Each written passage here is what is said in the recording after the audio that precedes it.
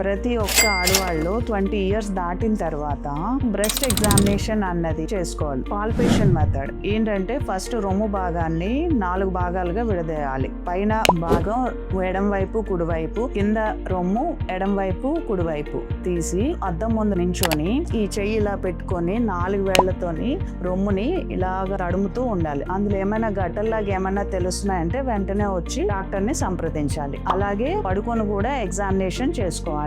ఒకటి అద్దం ముందు నించొని చేసుకోవాలి, ఇంకోటి పడుకొని ఎగ్జామినేషన్ చేసుకోవాలి. ఇది ఏ టైంలో చేసుకోవాలి అంటే మీకు గనక మెన్సెస్ వచ్చేవాళ్ళు అయితే ప్రతి నెల ఒక రోజు పెట్టుకొని అద్దం ముందు నించొని ఈ పరీక్ష చేసుకోవాలి. ఒకవేళ కనుక మీకు డేట్లు కనుక రాలేదు అనుకోండి, అయిపోయిన వాళ్ళు అనుకోండి, వాళ్ళకి ఏం చేస్తారంటే ప్రతి 12 నెలల్లోని ఏదో ఒక రోజు మీరు అది గుర్తు పెట్టుకొని అది ఆ రోజు ఎగ్జామినేషన్ చేసుకోవాలి. ఒకవేళ కనుక మీకు ఫ్యామిలీలో మీ మదర్ కానీ లేకపోతే మీ గ్రాండ్ మదర్ కానీ ఎవరికైనా రొమ్ము క్యాన్సర్ ఉన్న వాళ్ళైతే 40 ఏళ్ల తర్వాత నుంచి వాళ్ళు ఇలా సెల్ఫ్ ఎగ్జామినేషన్ చేసుకోవాలి. ప్లస్ క్లినికల్ ఎగ్జామినేషన్ అంటే డాక్టర్ గారి దగ్గరికి వెళ్ళి తగిన పరీక్షలు ఉంటాయి. మ్యామోగ్రాఫ్ కానీ లేకపోతే సోనో మ్యామోగ్రామ్ కానీ ప్రతి 3 సంవత్సరాలకు ఒకసారి అలా చేసుకోవాలి. ఎర్లీగా మీరు తెలుసుకొని త్వరగా డాక్టర్ ని సంప్రదిస్తే క్యాన్సర్ ఫర్దర్ స్టేజెస్ లోకి వెళ్లకుండా సర్వైవల్ రేట్ అన్నది చాలా మనం పెంచుకోవచ్చు.